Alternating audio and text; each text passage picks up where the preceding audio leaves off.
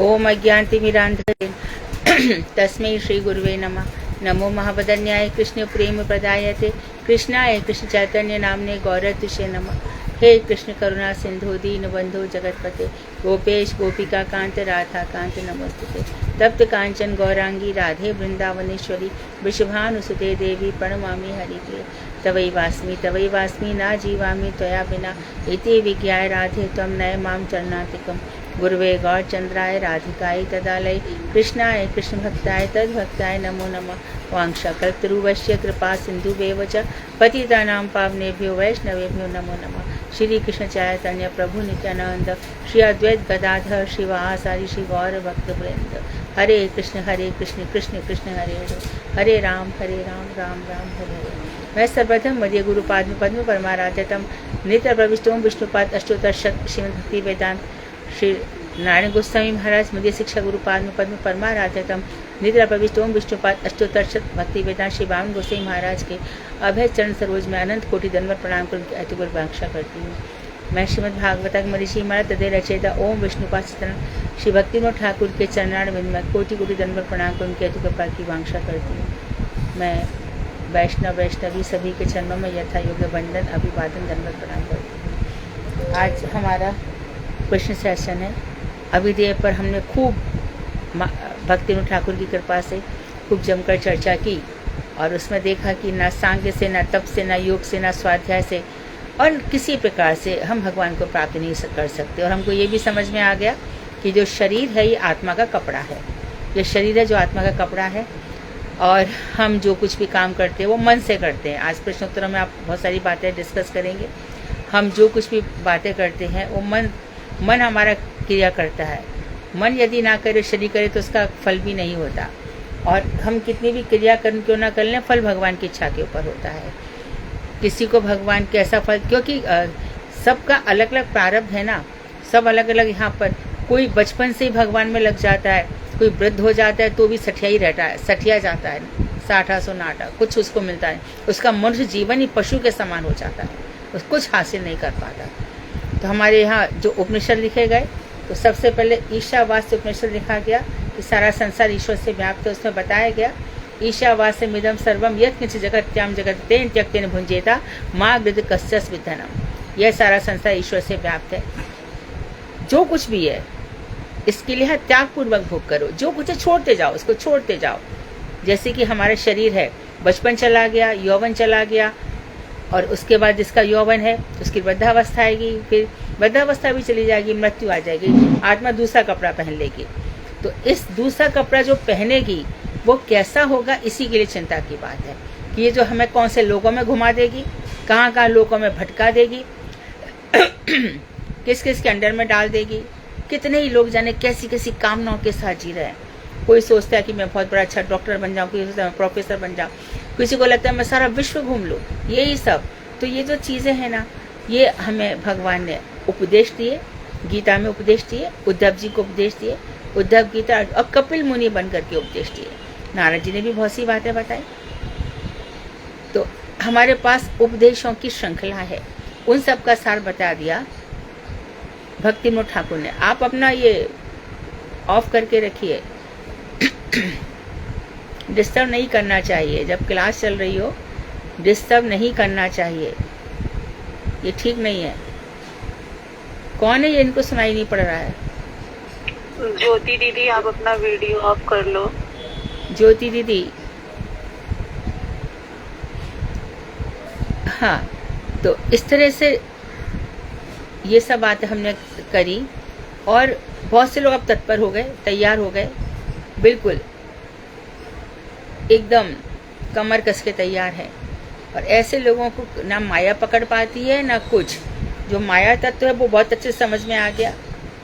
संसार की जो माया है किस तरह से मनुष्य को ग्रस्त लेती है, या जो कोई अपना नहीं है हम उसको, तो अपने से अभी से तैयारी करो, छोड़ते चलो चीज़ों को, त्याग करते चलो।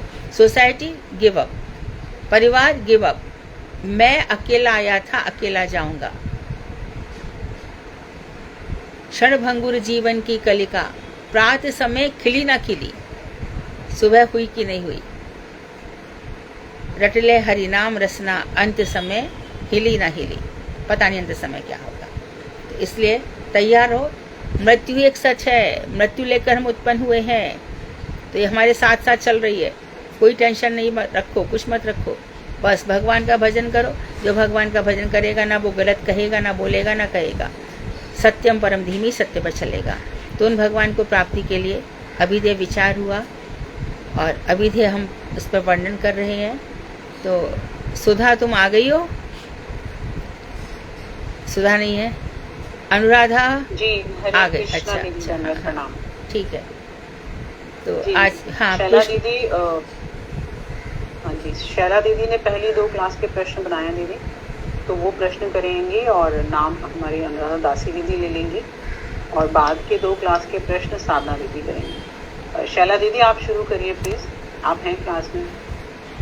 हरे कृष्णा दीदी, दंडवत प्रणाम, शुरू करिए। हरे कृष्णा दीदी, दंडवत प्रणाम। दंडवत। सभी के लिए दंडवत प्रणाम। एकादश किरण पेज नंबर 204 से है।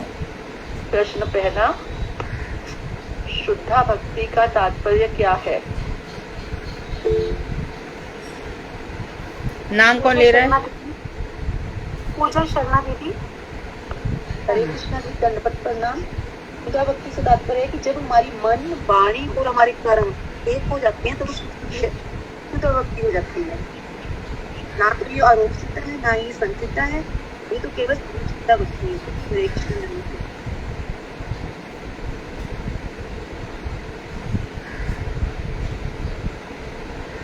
आप प्रश्न 2 बोलिए। नेक्स्ट क्वेश्चन बोलिए शैला दीदी।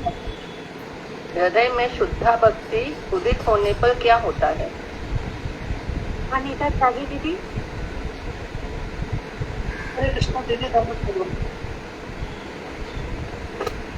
शुद्धा भक्ति उदित होने पर जब शरीर अतिशीघ्र ऐसे भस्म हो जाता है जैसे उदित जलसावन खाए हुए अन्न को शीघ्र पचा देता है। जरत्याशु, ठीक है। प्रश्न 3, भगवान के गुणों का श्रवण करने से क्या होता है? आशा सोनी दीदी। आशा सोनी दीदी, आपने हैंड रेज किया ना। ललिता देवी दासी दीदी, प्लीज बोलिए। दीदी, दंडवत प्रणाम। भगवान के गुणों को श्रवण करने मात्र से ही सुनने वाली की मति भगवान में लग जाती है। उसकी मति भगवान में ऐसी अविच्छिन्न हो जाती है जैसे गंगा जल समुद्र में जाकर मिलना चाहता है और बार बार समुद्र से लहरों से अलग करने का प्रयास करता है, पर वह गंगा जल बार बार समुद्र में मिल जाता है।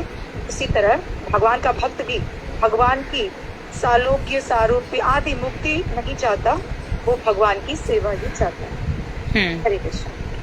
तो जो समुद्र के थपेड़े हैं वो क्या है? ये मुक्तियाँ। तो जैसे अंततः गंगा सागर में मिल जाती है, इसी प्रकार से भक्त भगवान की सेवा में लग जाते हैं। अच्छा आंसर है। हाँ,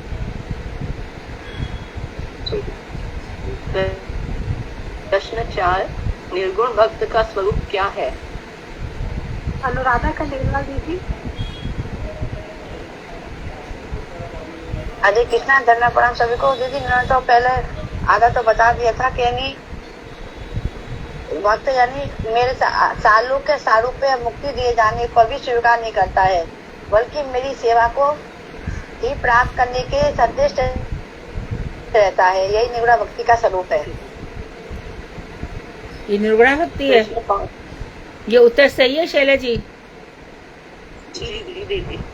हाँ, जी दीदी, हाँ। मुक्तियों से रहित होकर के जो निर्गुणा भक्ति, ऐसा लिखा है। हाँ, यहाँ पर यही लिखा है कि जो निर्गुण भक्त होता है वो सालों के सारूप पे मुक्ति दिए जाने पर भी स्वीकार नहीं करता, मेरी सेवा को प्राप्त करने के लिए चेष्टा करता है। यही उस निर्गुण भक्ति का स्वरूप है। ठीक है। प्रश्न 5, निर्गुण लेकिन भक्ति इसमें है ना, साथ में ये भी बोलना चाहिए था कि सत्वगुण, तमोगुण, रजोगुण से रहित है ना, वो इन तीनों देवताओं की उपासना ना करके निर्गुण भगवान श्री कृष्ण की उपासना करता है और उसके बाद फिर ये चलता, तो परफेक्ट आंसर हो जाता।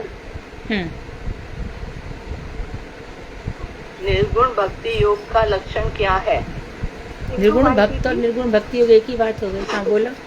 हरे कृष्णा, दंडवत प्रणाम। भगवान कृष्ण के प्रति भक्ति जब अहेतुकी होती है अर्थात व्यवधान रहित होती है वही निर्गुणा भक्ति कहलाती है।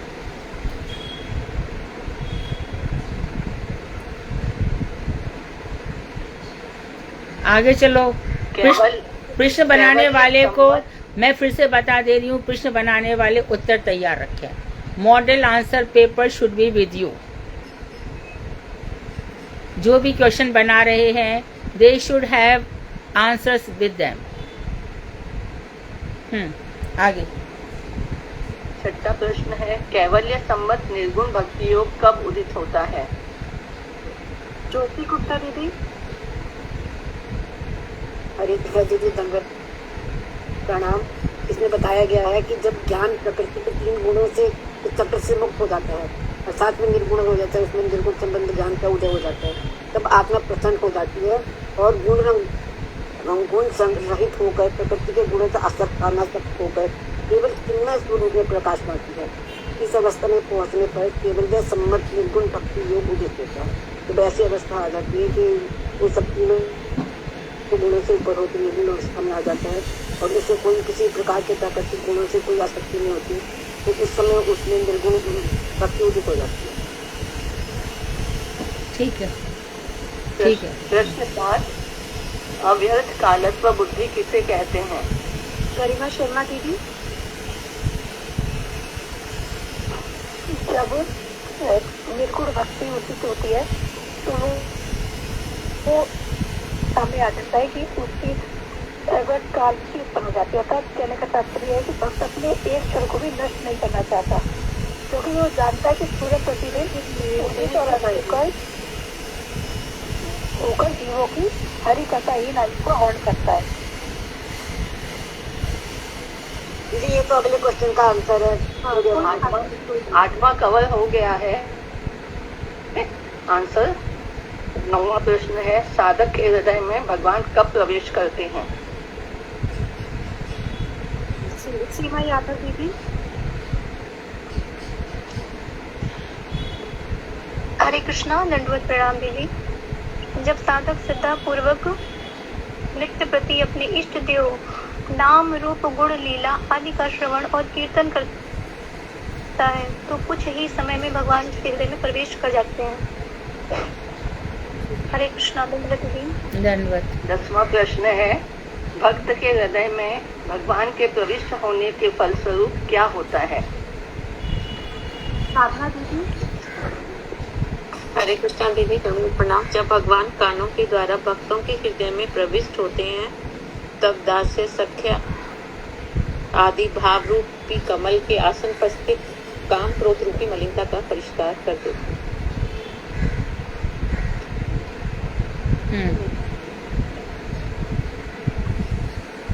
हरे कृष्णा। अब नेक्स्ट क्लास के क्वेश्चंस हैं पेज नंबर 206 से।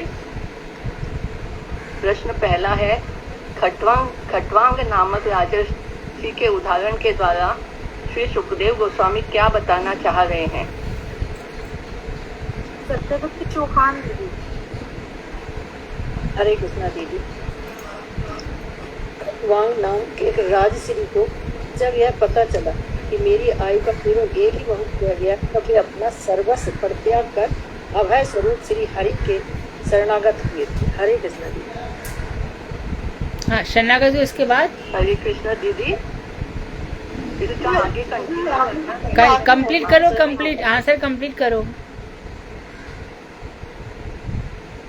शिक्षा बताइए दीदी। मुझे बोलना है? आपने जिसने आंसर दिया है उसी को आंसर कंटिन्यू करो। हाँ जी दीदी। फिर दूसरा श्लोक आ जाएगा, भोगों में ब्रह्मत व्यक्ति की बहुत लंबी आयु का भी लाभ क्या लाभ, इसके स्थान पर श्रद्धावान व्यक्ति के परम धर्म से ज्ञात एक मुहूर्त का जीवन भी परम श्रेय को उत्पन्न कराने का कारण बन जाता है। हरे कृष्ण। शिक्षा ये मिलती है कि हमारे जीवन का जो भी समय बाकी है हमें तीव्र योग के साथ भगवान में लगा देना चाहिए, जैसे कि खटवांग ने लगवाया था, ऐसे ये शिक्षा मिलती है। दूसरा प्रश्न है, ग्रह मेधी किसे कहते हैं? सत्यवती खंडेलवाल दीदी। ऐसा बता रहे हैं राजन, जो आत्म तत्व ज्ञान के प्रति दृष्टिपात नहीं करते हैं, ऐसे ग्रह में स्थित ग्रह में भी मनुष्यों के लिए श्रवण करने योग्य हजारों हजारों विषय उपलब्ध हैं। आंसर सी गई है। हाँ, हरे कृष्णा दीदी, दंडवत प्रणाम दीदी। इसका सीधा हम ऐसे भी बोल सकते हैं, जो मैं और मेरा में लगे रहते हैं। हाँ, घर में और आसक्त। तत्व के हाँ, विषय में नहीं सोचते। हाँ बिल्कुल, वो आत्म बुद्धि से ऊपर ही नहीं उठते। हाँ, ग्रह मेधी और अधिक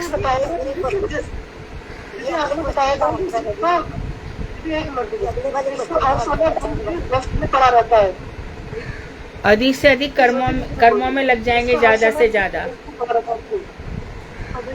धन कमाने की इच्छा, हाँ। धन कमाने में लग जाते हैं।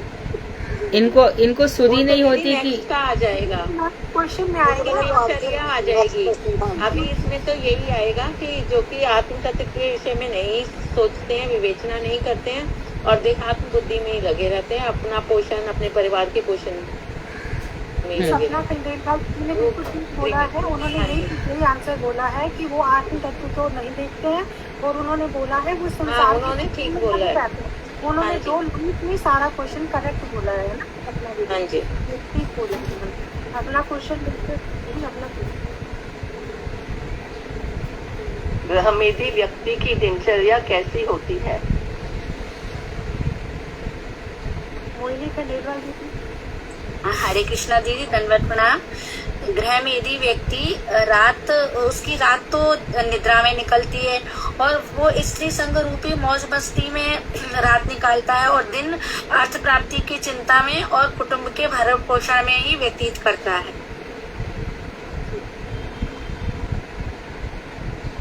चौथा क्वेश्चन है, शारीरिक व्यक्ति की आसक्ति के विषय कौन से हैं? प्रिया दीदी। दीदी हरे कृष्णा, दंडवत प्रणाम दीदी। सांसारिक व्यक्ति अपने शरीर, अपने पुत्र, अपनी पत्नी और इन्हीं सभी पात्रों में उनको सेना मानकर मत रहता है तथा मृत्यु को अपने निकट आया देखकर वह ऐसे नहीं देखता। उसको नहीं पता मेरी मृत्यु आ गई, लेकिन वह तभी से देख नहीं पाता है। पांचवा प्रश्न है, अभय प्राप्ति का उपाय क्या है? अनिता त्यागी दीदी।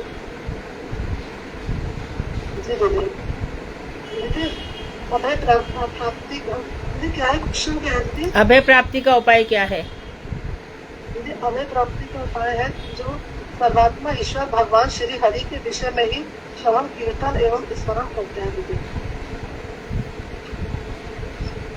छठा प्रश्न है, श्री सुखदेव गोस्वामी सांख्य, अष्टांग योग और स्वधर्म पालन का उद्देश्य क्या बता रहे हैं? हरे कृष्णा दीदी, सांख्य, अष्टांग योग और स्वधर्म के प्रति निष्ठा रखने पर मनुष्य जन्म का क्या फल उद्देश्य होता है? किसी भी प्रकार से जो मृत्यु के समय नारायण का स्मरण हो जाए, यही उसका उद्देश्य होता है।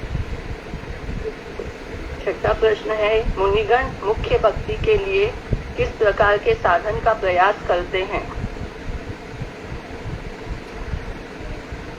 शालू दीदी।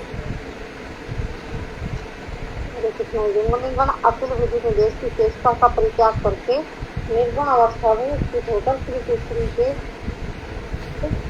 गुणों के कठोर कथन में ही भ्रमण करते हैं। भगवान की कथा कीर्तन में ही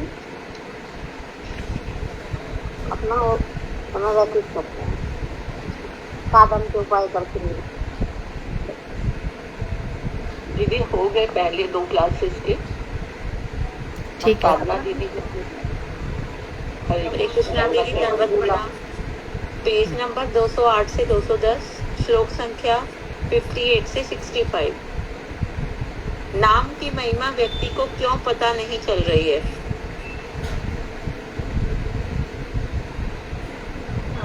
गरिमा शर्मा दीदी।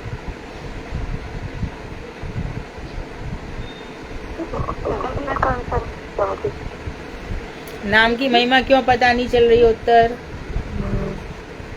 उसका उत्तर नहीं आता। क्यों नहीं आता? क्यों? क्योंकि वो संसार नाम की महिमा इसलिए पता नहीं चल रही क्योंकि वो संसार में ज्यादा आसक्त है। कौन से पेज पर है साधना जी आंसर? दीदी आपकी कथा में से लिया था जिसमें आपने बताया था कि मन में अनंत वासनाएं हैं, इसलिए मनुष्य जो है नाम की महिमा को महसूस नहीं कर पाता, फील नहीं कर पाता। हाँ, नाम का असर उन पर नहीं होता जिनके मन में अनंत कामना वासनाएं हैं। और इसका सापेक्ष उत्तर यह है कि जैसे कि कोई किसी प्रकार से विष की गोली खा ले वो असर कर ही जाती है, उसी प्रकार से कोई नाम ले रहा है तो धीरे धीरे उस पर नाम का असर होगा। ये नाम की महिमा है। लेकिन असर इसको ऐसा नहीं बोल सकते कि अनंत जिसके ज्यादा हो अपराध, हाँ वही है तो ग्रह तो मेदी भी है, माफ होता है उसको। अपराध है, अनर्थ है, हृदय दौर्बल्य, असत्य तृष्णाएं आए ना। वासना मतलब असत्य तृष्णाएं, ये सब होते उन पर नाम जितनी जल्दी असर नहीं करता। हरे कृष्ण दीदी। हाँ दीदी, इसमें जो तमोगुणी है, जिसका खान पान सही नहीं है, वो तो नाम सुनेगा भी नहीं और लेगा भी नहीं। मिथ्याभिमानी है। हाँ, वो नाम लेगा ही नहीं। मिथ्याभिमानी मतलब देहाभिमानी, फॉल्स ईगो जो है वो लेगा ही नहीं। वो कभी हरि नाम लेने आएगा ही नहीं, गुरु जी के पास ही नहीं आएगा। दीदी वो लोग यही बोलते हैं बस कर्म करो, उन्हें ये भी नहीं पता कर्म कहते किसे। बस उन लोगों का ये कहना होता है मन में भगवान का नाम लो और कर्म करो। हाँ। तो ये सब तमोगुणी लोग होते हैं। हाँ, ये लोग कर्म करो तो कहते हैं, लेकिन कर्म से भगवान से जुड़ो तो ये इन लोगों की भी कुछ हो सकता है इनके जीवन में भी। कर्म किसके लिए करो, कहाँ डालना है, कर्म का फल क्या? हाँ, कलमश से भरा हुआ हो, कलमश हो, कर्म से भरा हुआ कलमश हो हृदय में, कलमश। हाँ हाँ हाँ, ठीक है, कलमश सही है। इसका उदाहरण क्या है? नारद जी जब दासी पुत्र थे तो वो उच्छिष्ट खा लेते थे साधुओं का, तो उनको साधु हरिनाम दे गए और हरिनाम देते थे, उनके अंदर इच्छाएं जाग गई। क्या इच्छाएं जागी? ये माँ का बहुत टेंशन है मेरे को, इसके संग ही मुझे सब जगह रहना पड़ता है, माँ नहीं होती तो अच्छा था। तो ये था, कलमश था। यहाँ से हमें तो फिर बाद में वो निर्धुत कषाय हो गए थे। तो आकाशवाणी हुई कि नारद तुम इस शरीर से मुझे प्राप्त नहीं कर पाओगे, तो जिस शरीर में बहुत कलमश, ये सब वासना, माधुर कादम्बनी में ये सब लिखा हुआ है, तो ये सब भरे रहेंगे तो निश्चित रूप से नाम असर नहीं करेगा। जब निर्धुत कषाय सारे अभी भी आया था, जिसका चित्त निर्मल हो जाएगा धीरे धीरे। चित्त का निर्मल होना क्या? कोई वासना नहीं, कुछ भी नहीं, एकदम नदी में कमल का फूल खिल करके ऊपर आकर के भगवान के चरणों में। जैसे कि गजेंद्र है, हाथी, गरुड़ से भगवान कूदे हैं तो उसने अपनी सूंड में कमल उठाया और भगवान के चरणों में डाला है। तो इसी तरह से अपना जीवन भगवान के चरणों में डाल दे, लेकिन कैसा? शुद्ध होगा तब ये नाम असर करता है। तो नाम में से नारद जी का उदाहरण दिया। सुखदेव गोस्वामी को क्या हुआ? वो थे निर्गुण, भगवान के निराकार ब्रह्म के उपासक, लेकिन जैसी बरहा पीड़म नटवर बपू और ये सब श्लोक सुने तो एकदम तत्पर हो गए नाम लेने के लिए। तो हर साधक की साधना अलग अलग है, हर किसी का जीवन अलग अलग है। जो एक के साथ हो रहा है वो दूसरे के साथ नहीं हो रहा। किसी में काम अधिक है, किसी में क्रोध अधिक है, किसी में मद अधिक है, किसी में लोभ अधिक है, किसी में मोह अधिक, किसी में ईर्ष्या अधिक है। ऐसे सब देखा जाता है। कोई बात में छल कपट चतुराई करता है, बात में ये सब अलग अलग होते हैं। कोई सीधा साधा एकदम बुद्धू जैसा होता है, कुछ पता नहीं चलता उसके साथ क्या हो रहा है, और कोई चुपचाप से एकदम आगे बढ़ जाता है। तो गुरु वर्ग देखो, ध्यान रखो, ये चीज भी ध्यान रखो तो मत बताओ, भक्ति में बहुत मन लगेगा। एक तो अर्जुन कह रहे हैं कृष्ण से, शिष्य ते हम मैं आपका शिष्य हूँ। तो शाधि माम त्वं शरणं प्रपन्नः, आप मेरा शोधन कीजिए। इसके मतलब क्या हुआ कि आप मुझे डांटिए भी, ममता तो आप करते ही हैं। इतनी ममता करते हैं कि आप मेरा रथ चला रहे, मेरे लिए सारथी बन गए, और जो मेरे घोड़े हैं उनको आप घोड़ों का आप नहलाते धुलाते हो, इतना सब भी करते हो। तो यहाँ पे ये ध्यान रखना पड़ेगा। तो भगवान से शिष्य थे हम, तो भगवान हमारा शासन करेंगे। गुरु वर्ग यदि हमें डांट रहे हैं तो समझ लेना कि हमारे कल्याण का समय आ गया। इग्नोर तो नहीं कर रहे। इग्नोरेंस बहुत बड़ा है, बहुत बुरा है। इग्नोरेंस से इंसान की उन्नति नहीं होती। कोई है बात में डांट दे तो समझो कि उसको एकदम शुद्ध बनाना चाहता है। तो नारद जी का उदाहरण याद रखना पड़ेगा कि उस भगवान ने आकाशवाणी कर दी, इस शरीर से तुम नहीं मिलोगे, और सुखदेव गोस्वामी को इसी शरीर से मिल गए। सनत कुमार भी निर्गुण थे, चले गए बैकुंठ की तरफ। भगवान के चरणों की तुलसी की मकरंद आ रही थी सुगंध, तो रुक गए। ये जो भगवान की प्राप्ति है ना, बहुत करोड़ों जन्मों के बाद होती है। अरबों अरबों की जन्म से सब कुछ करके हमने देख लिया, सब कुछ करके देख लिया। गृह मेधी को कैसा बताया गया है, जो घर इसमें फंसा हुआ है ना, शूकर बताया गया उसको, शूकर और कुकर, कुत्ते उसके समान। जैसे धृतराष्ट्र ने भी विदुर जी को डांटा, या कुत्ते की तरह पड़े हुए हो। और शुकर क्या है, कहते ना प्रतिष्ठा शुक्री विष्ठा। सुअर सबकी विष्ठा खाता है, अपनी विष्ठा नहीं खाता, तो लेप लगा है विष्ठा का। तो इन सब से ऊपर उठाया गया, क्योंकि इसको कैसे लेना होगा। हमसे पहले कितने ही लोग गए, जाने कौन मरा कौन जिया। मानो किसी का नाम हो रहा है, उसको पढ़ाया जा रहा है, तो उससे क्या हो जाएगा, कैसी शक्ल थी, कैसा क्या था, कौन वर्णन करेगा। इसलिए अपने आप को संभाल करके, हमें सबसे विरक्त होकर के, और फल्गु वैराग्य नहीं, एकदम बताया था ना, जैसा मिले वैसा खा लो। ये तो निरहारी बाबा है, ये तो फलाहारी बाबा है, ऐसे सब कुछ नहीं। जो हो भगवान का प्रसाद अर्पण करके निकल जाओ। और भगवान के प्रसाद में भी ये और विशेष ध्यान रख लो, अंडरलाइन कर लो अपने हार्ट में, त्वदीयम वस्तु वो विनम तो भी हमें समर्पय। जो हम कहते हैं ना, हे भगवान आपकी वस्तु आपको समर्पित है, ठीक है, आपकी वस्तु आपको समर्पित, मेरा यहाँ कुछ भी नहीं है, लेकिन आपके पास जो कुछ है वो तो समर्पण करो। आपके पास जो कुछ है, आपके पास क्या है, साधन है, आपके पास भाव है, आपके पास श्रद्धा है। श्रद्धा ही भक्ति का मूल है, निष्ठा ही भक्ति की रीढ़ है। कर्म करते करते, ज्ञान करते करते से सब चित्त निर्मल हो जाता है। ये सब भक्ति कैसे प्राप्त होगी, उसका पूरा की पूरा ये मैंने सिनोप्सिस कर दिया इसका। अगला प्रश्न साधना जी। सेकंड क्वेश्चन है दीदी, विरक्त योगी को अभय प्राप्त करने के लिए क्या करना चाहिए? भगवती देवी दासी देवी आप क्या आपसे करें? बिमला। हरे कृष्णा दीदी।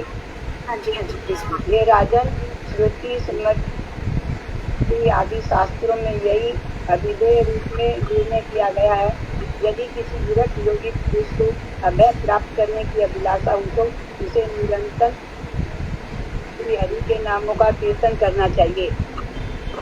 ठीक है दीदी।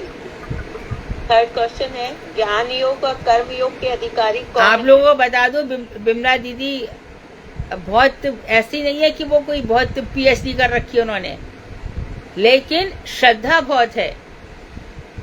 बिमला बेदीवाल जो सारे आंसर देती हैं, और अब तक आपने देखा होगा, और उनका एज भी हम लोगों से थोड़ी बड़ी ही होंगी, और कितना कर रही है। जो छोटे बच्चों के लिए मैं बोल रही हूँ, जो छोटे लोग हैं उनसे सीखो। गुरुदेव से मिली थी, और मिलने के साथ ही गुरुजी ने बिल्कुल आनाकानी किए बिना एक बार में इनको हरिनाम दे दिया। उड़ीसा में जगन्नाथपुरी की बात है, पुरी में हरिनाम ले आई। उसके बाद गोवर्धन में गुरुदेव से भागवत कराई। महाराज जी इनके घर पे आते जाते रहे हैं, और इनका पूरा परिवार ही बहुत प्रेमी है। जब मैं कहीं आती जाती हूँ, सपना दीदी भी कहीं चली जाती है, तब मेरे गिरिराज जी इनके ही घर पर रहते हैं। तो देखो भगवान की कृपा कैसी होती है। इसके लिए कोई शिक्षा की, क्वालिफिकेशन की कोई जरूरत नहीं है, कृपा की जरूरत है। तो अब स्तुति स्तवन सब पढ़ लेती हैं, मेरे ख्याल से 10th तक की पढ़ी होंगी शायद, और अच्छे से संस्कृत सब पढ़ लेती है। और इनके यहाँ नंदोत्सव बहुत जोर से होता है। इनकी बहू, इनके बेटा, पूरा परिवार भजन में लगा हुआ है। अच्छा एक आदर्श परिवार है। तो जो लोग अभी तो मेरे क्लास में सब आंसर दे रहे हैं, मैं बहुत बहुत बहुत प्रसन्न हूँ। और मेरा आशीर्वाद है कि श्रीमद् भागवत ऐसी कृपा तुम पर बरसाए। भगवान और भागवत एक हैं। भगवान, जिसने भागवत की शरण ले ली उसका जीवन तर जाएगा। साधना जी को श्लोक भेजा था, विष्णुदेवत महाराज बोले भेजो, तो श्लोक, एक श्लोक, श्लोकार्धम, आधा श्लोक, श्लोक पादम, एक चौथाई सा भी श्लोक यदि हम बोल देते हैं तो हमारा जीवन दिन ब दिन उन्नत होता चला जाता है। इसलिए श्रीमद् भागवत का रखा गया है। तो आप लोग और गंभीरता पूर्वक आगे बढ़, बहुत सुंदर अच्छे से चल रहे हो, और भी आगे बढ़ना है। हाँ, अगला प्रश्न साधना जी। हाँ दीदी, ज्ञान योग और कर्म योग के अधिकारी कौन है? ज्योति झा दीदी। सीमा यादव दीदी। ज्योति झा जी, उत्तर दो। बोलो दीदी। हाँ जी बोलिए दीदी। मैं बोल रही हूँ। कुसुम शर्मा जी आपसे नेक्स्ट क्वेश्चन। कुसुम शर्मा आप उत्तर दे रही है ना, दीजिए। हरे कृष्णा, दंडवत प्रणाम। हाँ मैं बोलूं? बोलो बोलो। जिन्हें कर्म एवं कर्म फल से वैराग्य हो गया है वे ज्ञान योग के अधिकारी हैं, और जिन्हें वैराग्य नहीं हुआ है एवं जो कामना युक्त है वे कर्म योग के अधिकारी हैं।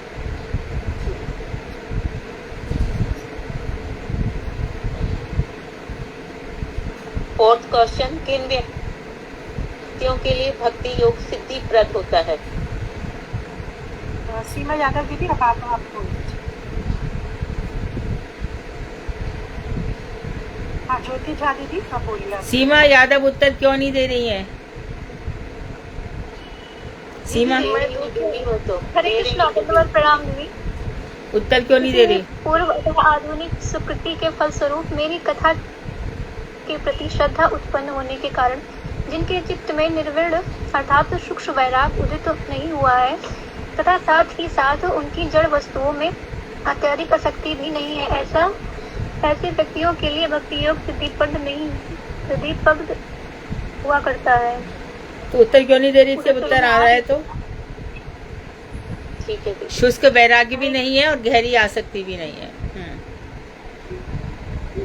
पांचवा क्वेश्चन, उधर चलो, मैं आ रही हूँ। ज्ञान मार्ग तथा भक्ति मार्ग में स्थित व्यक्ति को कब तक कर्म करने चाहिए? कब तक कर्म करने चाहिए? शादी थी, अब आप बोलेंगे। जी दीदी, दंडवत प्रणाम दीदी। हाँ। दीदी, ज्ञान मार्ग स्थित व्यक्तियों में जब तक वैराग्य उदित न हो जाए तब, तथा भक्ति मार्ग स्थित व्यक्ति में जब तक मेरी कथाओं के श्रवण कीर्तन में श्रद्धा उत्पन्न न हो जाए तब तक उन्हें कर्म ही करने चाहिए। ज्ञान मार्ग का व्यक्ति वैराग्य के उदय होने पर ही कर्म त्याग का अधिकारी बनता है। नेक्स्ट का आंसर आगे दे दिया आपने। ठीक है, हाँ, बढ़िया, अब हम बहुत अच्छा। छोड़ देते हैं, स्किप कर देते हैं, क्योंकि दीदी ने ऑलरेडी दे दिया। 7वें पद, भक्तों को स्वधर्म अनुष्ठान का पालन कब करना चाहिए? राधे गोविंद दीदी। प्रिंसी हजारी दीदी। रेवती दीदी। देवती दीदी आंसर दो। हरे कृष्णा। हाँ। एक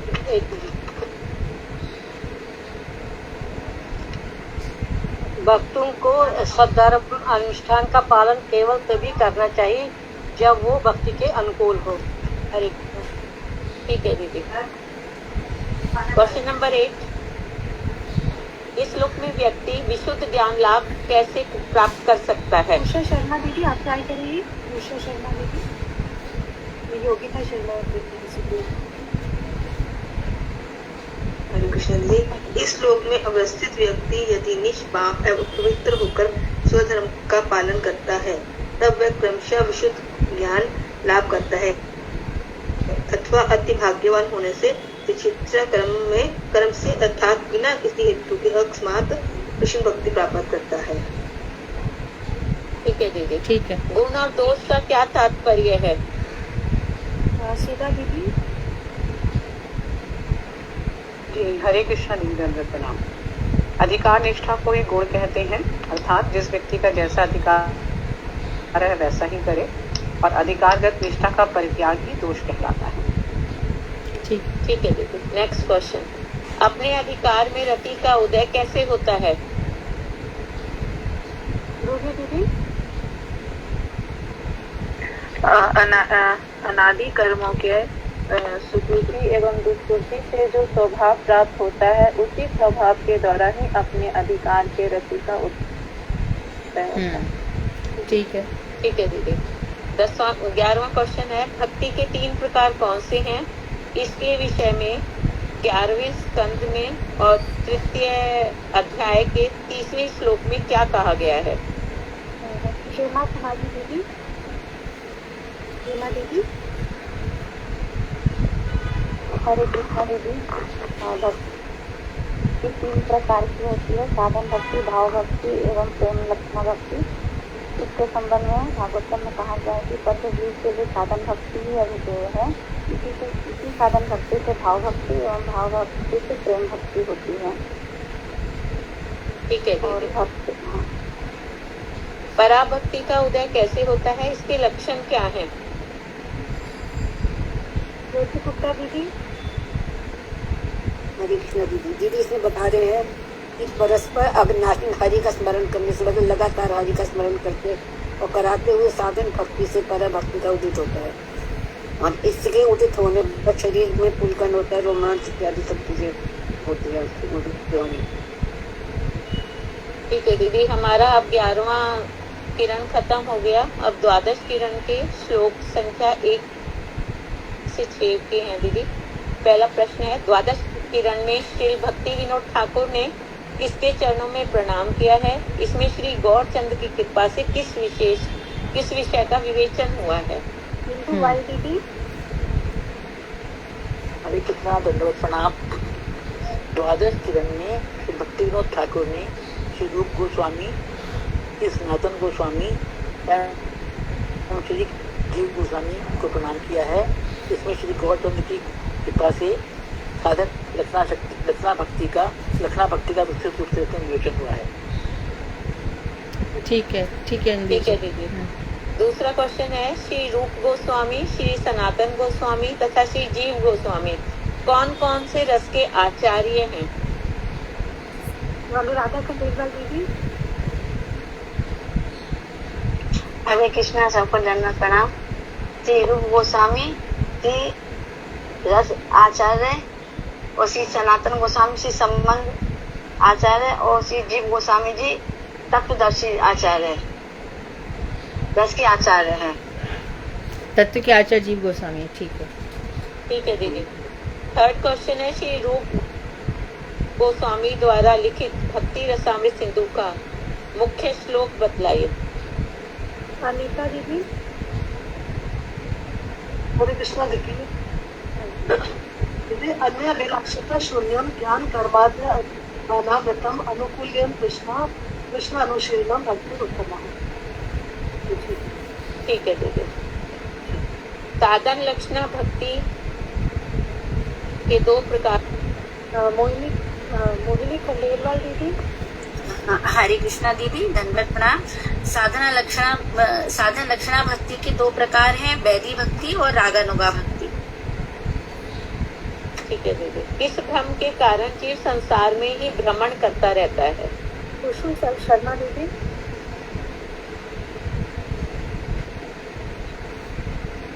मनुष्य मात्र अर्थात मन की वृत्तियां तथा इंद्रिय आदि से युक्त देह के मैं और मेरा पत्नी पुत्र आदि को देह का मेरा मानकर अल्पस विवेक ज्ञान शून्य बुद्धि द्वारा विचार करते हैं कि यह मेरा है, यह दूसरे का है, तथा इसी के फलस्वरूप भ्रम से ग्रस्त होकर निरंतर पार संसार में ही भ्रमण करते रहते हैं।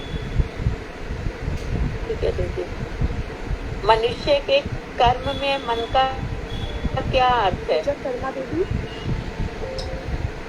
हरे कृष्णा जी, दंडवत प्रणाम। मनुष्य के कर्म का मंत्र अर्थ है कि पहले तो हमारा मन ही कर्म करता है, उसके बाद हमारी इंद्रियां काम करती है। दीदी ने बताया था कि जैसे हमारा मन कहता है कि सो जाओ तो सो जाते हैं, मन कुछ खाने को कहता है तो वो कर देती है। हरे कृष्णा जी, दंडवत प्रणाम। दीदी और थोड़ा सा ये तो ठीक है, उसके बाद और बता दो। और क्या है, और बता दो, आप बता दीजिए सर। हाँ बताओ बताओ बताओ। मनुष्य को कर्म में 5 इंद्रियों की सहायता से जो कुछ करता है उसके द्वारा वह उसे एक लोक से दूसरे लोक में ले जाता है। यद्यपि आत्मा मन से भिन्न है तथापि मन आत्म अभिमान वश है। हर मन को ही आत्मा मानने के कारण जीव उसका अनुगमन करता रहता है। बढ़िया आंसर हो गए साधना जी। योगों का तात्पर्य क्या है? हाँ जी, नहीं अभी 2-3 रह रहे हैं। हाँ, योगों का तात्पर्य क्या है? हरे कृष्णा, संक्षेप में समस्त योगों का तात्पर्य भी यही है कि मुझ में बुद्धि को आविष्ट कर सब प्रकार से मन को अपने वश में करो। भगवान श्री कृष्ण ने कहा कि उनमें बुद्धि योग को अर्पण करो और मन को वश में करो। ठीक है दीदी, मन को कोई शय से कैसे मुक्त किया जा सकता है? शालू दीदी। अभ्यासेन वैराग्येण च। बोलो, कोई तो हाथ उठाओ। मन को भक्ति से बुद्धि के द्वारा को विषयों के अवश्य ही मुक्त किया जा सकता है। नहीं, ठीक है दीदी। अभ्यास और वैराग्य से। गोपियों ने, हाँ बोलो आगे। बोलिए आप। अभ्यास और वैराग्य से मन को वश में किया जाता है। गोपियों ने पांडवों, हाँ जी, साधन सिद्धा गोपियों ने, पांडवों ने, यदुवंशियों ने, कंस ने, शिशुपाल और नारद जैसे ऋषियों ने किस प्रकार अपने मन को भगवान में लगाकर भगवत प्राप्ति की? सत्यवती कंटेनर दीदी। साधन सिद्धा गोपियों ने काम से, कंस ने भय से, शिशुपाल आदि राजाओं ने युद्ध से, यदुवंशियों ने परिवार के संबंध से, और तुम पांडवों ने स्नेह से तथा नारद जैसे ऋषियों ने वैदिक भक्ति से अपने मन को भगवान में लगाकर भगवत गति प्राप्त की। हरे कृष्णा दीदी, दंडवत प्रणाम। ये हमारा क्वेश्चन आंसर सेशन हो गया। बहुत अच्छे आंसर्स रहे। शैला जी ने भी क्वेश्चंस बनाए और भी क्वेश्चन बनाए जा सकते हैं। और जिस तरह से ये लोग आगे आए हैं, आप लोगों में भी आगे आओ। ये भगवान की सेवा है, भागवत की सेवा है। बिल्कुल भी हिचको मत, डरो मत। तो जो लोग आगे आ रहे हैं वो लोग इन लोगों को बता दें। सुधा, अनुराधा, साधना, इनको नाम दे दें। ठीक है, बहुत अच्छा प्रश्न उत्तर हो गया। फटाफट अच्छे प्रश्न हो गए। गुड। अब श्रीमद् भागवत, किसकी बारी है सुधा आज? दीदी आज भारती दीदी की बारी है। भारती, द्वितीय स्कंद, द्वितीय अध्याय। भारती वो तो क्लास में नहीं है दीदी, अभी अभी ज्वाइन किया। क्या है भारती, तुम क्लास में एक भी प्रश्न का उत्तर क्यों नहीं देती हो? तुम्हारे पास भागवत के सारे नोट्स हैं, तुम्हें इनिशिएटिव लेना चाहिए, अच्छे से उत्तर देना चाहिए। ये भागवत जी की सेवा नहीं है क्या? तुम्हें प्रश्न भी बनाने चाहिए, उत्तर भी देना चाहिए। इन सब लोग इतने अच्छे अच्छे प्रश्न बना रहे हैं, तुम बुरे बनाओगी? भागवत में बुरे प्रश्न है क्या? कहीं पे बुरा, कहीं पे अच्छा, ऐसा है क्या? ऐसा नहीं करना चाहिए। कभी कभी जरूर आगे आना चाहिए। तुम्हारे अंदर कैलिबर है, तुम्हारे अंदर पोटेंसी है, इसीलिए तो कहा जाता है बनाओ। ये अवसर जो तुम्हें आज मिल रहे हैं ना, इस अवसर का लाभ नहीं उठाया ना, अवसर का लाभ उठाओ। लोगों को अपॉर्चुनिटी मिलती है। कितना टैलेंट भरा पड़ा है संसार में। लता मंगेशकर जब यहाँ से चली गई संसार से, तो उनसे पूछा गया पंत में क्या कहना चाहती हो, तो उन्होंने क्या कहा, मैं कभी लता मंगेशकर बन के पैदा नहीं होना चाहती। फेम और नेम इंसान को कहीं का नहीं रखते, संसार की बात है। और वैष्णव लोगों को तो फेम हो या डिफेम हो कोई फर्क नहीं पड़ता, या सुपर नेम हो, उससे कुछ फर्क नहीं पड़ता। लेकिन श्रीमद् भागवत का जो हो, ऐसा नहीं हो कि अरे अब पछताए होत कहा। तो तुम्हारे अंदर कैलिबर है, आगे आओ, बढ़ो। तुम लोगों को सब सुधा जी, साधना जी, अनुराधा तुमसे सब कहते भी हैं, है ना। और भी लोग सब आगे बढ़ो, सब ऊंचे उठो, एकदम चतुर्भुज विष्णु लोक के भी और ऊपर भगवान श्री कृष्ण के यहाँ पे। तो बद्ध जीव ऐसा करता है कि मैं क्या कर रहा हूँ, और जो भक्त है वो गुरु वैष्णवों की आज्ञा का पालन करता है। बद्ध जीव मैं और मेरी प्रतिष्ठा, हम लोग क्या कहेंगे, मैं ऐसा वैसा मत करना कभी भी।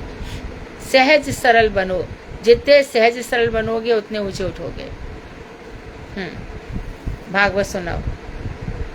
आपको बताइए, थोड़ी ना अब तबीयत साथ नहीं दे रही है, कितना टाइम तबीयत साथ देगी। तुम भागवत जैसा कहते वैसा करो, तबीयत साथ देगी। मुझे तो पता नहीं क्या क्या होता है, तुम लोगों को पता नहीं चलता क्या क्या हो जाता है।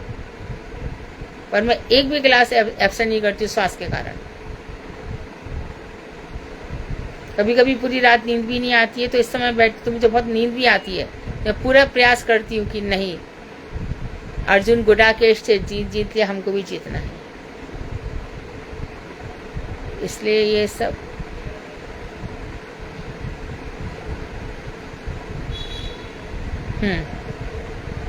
पर मैं पहले से बता दे रही हूँ, 6 तारीख को मैं नहीं हूँ।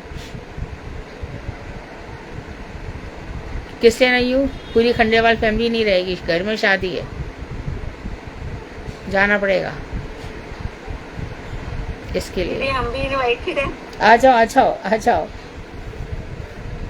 हम लोग की शादी में सब माला ही करते रहते हैं, कुछ होता ही नहीं है। इसके लिए तुमको बम्बई आना पड़ेगा इसके लिए। सब, हाँ, ये अनुराधा, मोहिनी, शैला जी, सपना जी, सब लोग जाएंगे। घर में सब लोग भजन ही करते रहते हैं।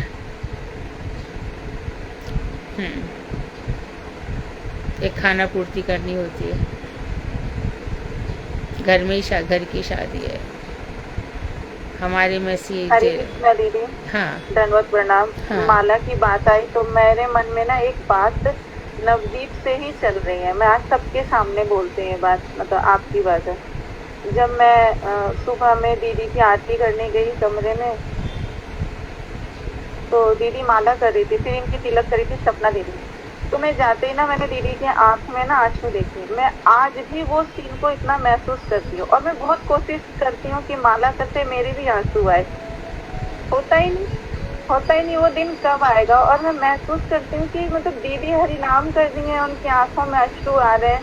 मतलब ये बात मैंने किसी से नहीं बताया, मैं सोची क्लास में बोलूँगी ये बात। दीदी मैं आज भी वो सीन को याद करती हूँ कि वो क्या, मैं और से पूछ ही नहीं है, पूछने वाली बात ही नहीं थी ऐसा कुछ, मगर मैं महसूस करती हूँ वो सीन को। रूबी, हरे कृष्ण।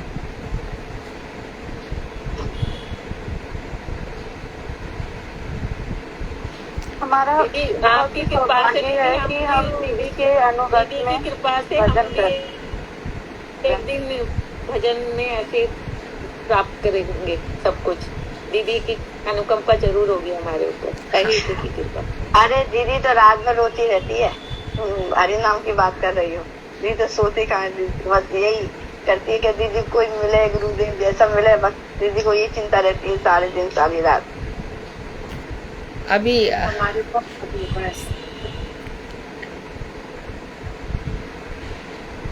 तुम लोगों का सबका श्रीमद् भागवत और भगवान कल्याण करें।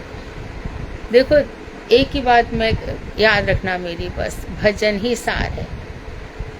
जीवन में बहुत कुछ देखा है, समझा है, सब ऐसा नहीं कि मैं इतनी लेकिन बड़े बड़े प्रोफेसर्स, बड़े बड़े सब धनाढ़ लोग, बिरला जी, ये सब लोग, सबके साथ उठा बैठा सब कुछ किया। तत्व एक ही है, भजन। और भक्ति विनोद ठाकुर हमारे प्राण हैं। शर गोस्वामी, ये हमारे, इनके लिए अपना प्राण सर्वस्व अर्पण कर देना। और जब भी कुछ करो, कुछ भी करो, आगे बढ़ो, कुछ भी चाहो, भगवान श्री कृष्ण का स्मरण किए बिना कुछ भी मत करना। ये सब कुछ बातें हैं जो हमेशा ध्यान रखना। आगे भारती बोलो। हाँ जी दीदी, मेरी आवाज आ रही ठीक से? हाँ अभी आ रही। दीदी मैंने ना एक काम किया है, अब वो आप बताना कि वो ठीक है कि नहीं। मैंने ना आपके लिए प्रणाम मंत्र लिखा है। मुझे संस्कृत तो आती नहीं है। तुम कवियत्री भी हो गई हो। लेकिन मैंने उल्टा सीधा जो भी है ना मैंने लिखा है, मैं पढ़ूंगी, फिर आप मुझे बाद में बताना उसमें क्या क्या गलतियां थी। अभी मैं भागवत शुरू करती हूँ। वंद्यम श्रीगुरु शिवोत्तमं श्रीगुरुं श्रीरूपं साग्रजातं सहगण रघुनाथान्वितं तं सजीवं साग्रजातं सावधूतं पल्लवं सहितं कृष्णचरणं श्री राधा कृष्ण पादान सहगण ललिता श्री विशाखान्वितांश। ओम विष्णु पादाय विषय करुणात्मने श्रीमती भक्ति तीर्थ गोस्वामी की नामिने श्री वामन नारायण कृपा धन्य महात्मने रूपा नुकुलोत्तमा सह गुरुदेव नमः। नमो विष्णु पदाय राधिकाय प्रियात्मने श्री श्रीमद भक्ति वेदांत श्रील नारायण गोस्वामी की नामिने श्री कृष्ण लीला कथने सुरक्षम अवतार मधुर आदि युक्तम वरम वरेण्यम पुरुषम महंतम नारायणं तं शिरसा नमामि। नमः ओम विष्णु पादाय नारायणो भिन्न रूपिणी श्री श्रीमती मधु गोस्वामिनी इति नामिने श्री वामन नारायण कृपा धन्य मनस्विनी राधा माधव कीर्तन निष्णात नमोस्तुते। नमस्ते ज्ञान विज्ञान रहस्यांग प्रदायिनी श्री रूपानुग कुलोत्तमा स शिक्षा गुरु ते नमः। अत्याविहीना अपराध लक्षण क्षिप्ताक्षि कामद मध्ये कृपामयी मां शरणं प्रपन्ना विद्ये नमस्ते चरणारविन्दम्। तमादिदेवं करुणानिधानं तमः सीतावतारम् अपार संसार समुद्र सिंधुं भजामहि भागवत स्वरूपम्।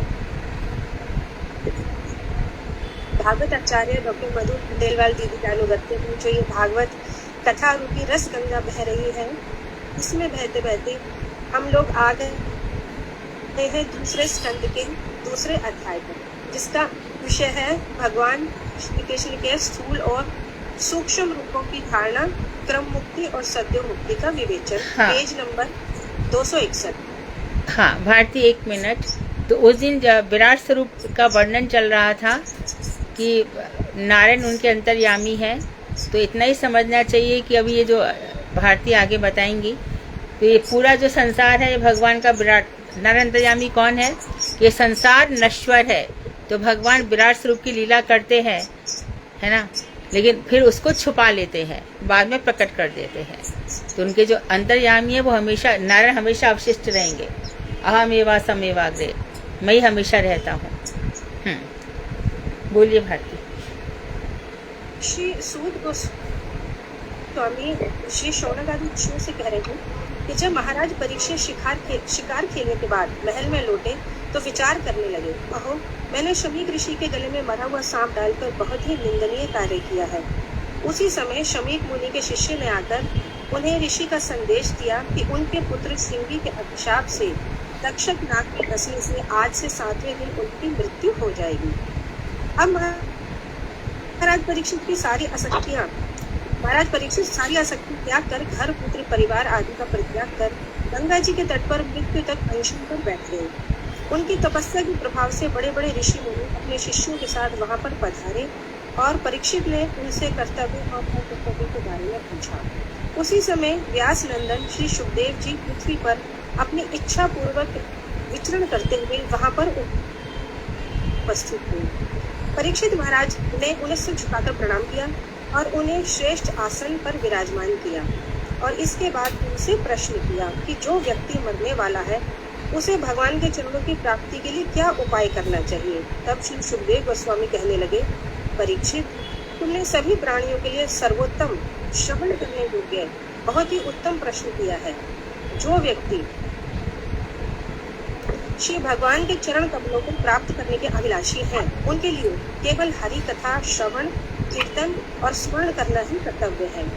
इसके द्वारा जीव के हृदय में श्री हरि के चरण कमलों की स्मृति उदित होती है। हरि कथा शोक मोह और भय का नाश करने वाली है।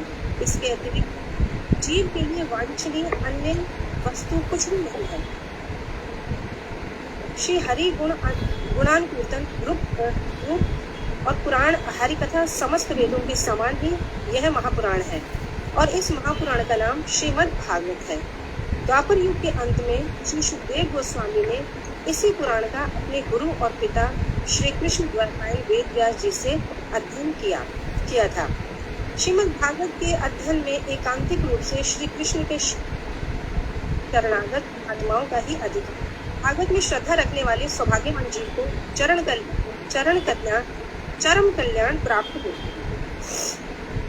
श्री हरि से विमुख जीवों का जीवन दीर्घ होने पर भी व्यर्थ ही है और जीवन अल्प होने पर भी वह उसे भगवान के चरणों में नियोजित कर उन्हें प्राप्त कर सकता है। यहाँ उन्होंने परीक्षित को खटवांग ऋषि के बारे में बताया कि कैसे उन्होंने अपने जीवन के बचे हुए अंतिम मुहूर्त काल मात्र में भी एकांतिक हरि सेवा में मगन रहकर अंत में श्री हरि के अभय धाम को पद को प्राप्त किया था। और महाराज परीक्षित के पास तो अभी भी 1 सप्ताह काल की आयु बची थी, इसलिए उन्होंने श्री सुखदेव गोस्वामी से और भी प्रश्न पूछे, जैसे भगवान के ध्यान की विधि क्या है और उनका विराट रूप कैसा है। तब श्री सुखदेव गोस्वामी ने उनके सभी प्रश्नों के उत्तर दिए और योगी जन श्री भगवान के जिस स्थूल विराट रूप की मन में धारणा करते हैं उस विराट के रूप में उन्हें विस्तार से बताया। तो योगी लोग जिस विराट स्वरूप का ध्यान करते हैं, भगवान के स्थूल शरीर का, उसका ध्यान क्या है? हाँ, ये अब बता रही है, बताइए भारती। इसके बाद अब भगवान के स्थूल और सूक्ष्म रूप का चिंतन और अष्टांग योगियों की क्रमोन्नति के बारे में बता रहे हैं कि एक बार प्राचीन काल में प्रलय के समय ब्रह्मा जी की स्मृति नष्ट हो गई थी। तब ब्रह्मा जी ने इसी धारणा के बल पर, यानी कि भगवान का श्रवण कीर्तन और स्मरण, इसी धारणा के बल पर ही भगवान को प्रसन्न करके अपनी नष्ट स्मृति को फिर से प्राप्त किया था। इससे उनकी बुद्धि और दृष्टि अमोघ हो गई थी। फिर उन्होंने इस विश्व को वैसे ही रच दिया जैसा कि वह प्रलय से पहले था। सुखदेव गोस्वामी आगे कह रहे हैं, कुछ लोग चिंता में अपनी बुद्धि का व्यर्थ ही प्रयोग करते हैं कि ये कर्म करके मैं ये सुख प्राप्त कर लूंगा, ये कर्म करके मैं स्वर्ग को प्राप्त कर लूंगा, आदि आदि। माया में पथ में भटकता हुआ ऐसा जीव स्वर्ग आदि नश्वर लोकों के प्राप्त होने के कारण कभी भी एकांतिक और निर्मल सुख प्राप्त नहीं कर पाता और बार बार मृत्यु लोक में आकर पतित हो जाता है। इस प्रकार कर्मकांड जीवों को कभी भी नित्य मंगल प्रदान नहीं कर सकता। इसलिए एक बुद्धिमान व्यक्ति को उतने ही कर्म करने चाहिए जिससे प्राप्त पदार्थों से उसका जीवन निर्वाह हो जाए। श्री कृष्ण की प्रीति के लिए भोगों का त्याग करना ही युक्त वैराग्य का लक्ष्य। युक्त वैराग्य क्या है? एक तो शुष्क वैराग्य था, एक तो शुष्क वैराग्य था खाली दिखाने के लिए, ये फलाहारी है, ये अल्पाहारी है, और एक है युक्त वैराग्य, हृदय से त्यागो, ऊपर से हो या ना हो, हृदय से क्या, भगवान कृष्ण की प्राप्ति के लिए। किसी का माइक खुला हुआ है दीदी, वो प्लीज अपना माइक बंद कीजिए। सत्यवती दीदी आप अपना माइक बंद करिए। सत्यवती दीदी माइक ऑफ करिए प्लीज।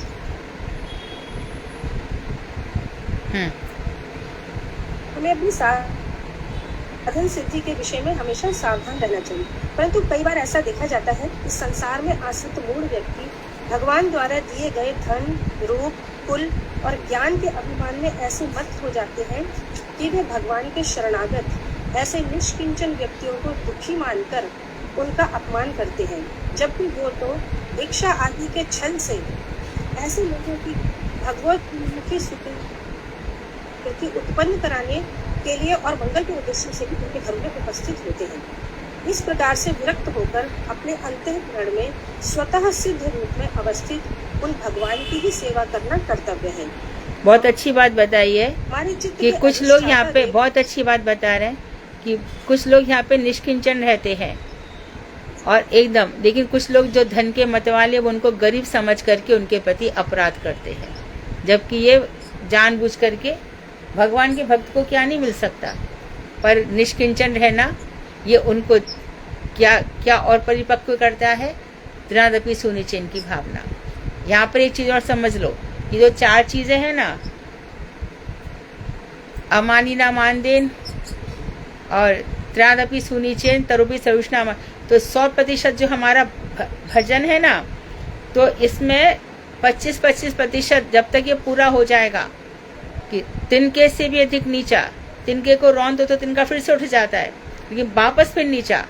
और अमानी ना, कुछ बिल्कुल सम्मान ना चाहे और दूसरों को सम्मान दे दे, और ब्रज से भी अधिक सहनशील, ये सब जब बनते चले जाओगे, तब जो भगवान ने भिक्षु ब्राह्मण का इतिहास सुनाया है तब समझ में आएंगी ये सब बातें। तो ये जो बता रही है आज का बहुत सुंदर है, बहुत हमारे लिए आचरण वाली चीजें बताई गई है भागवत में, बहुत ठीक से बता रही है। आप सुनाइए भारती। हाँ, हमारे चित्त के अधिष्ठाता देव श्री वासुदेव ही हैं, अतः उनके भारती मैं आपसे पूछती हूँ, चित्त के अधिष्ठाता वासुदेव है, मन के अधिष्ठाता कौन है? बुद्धि का अधिष्ठाता कौन है? मन के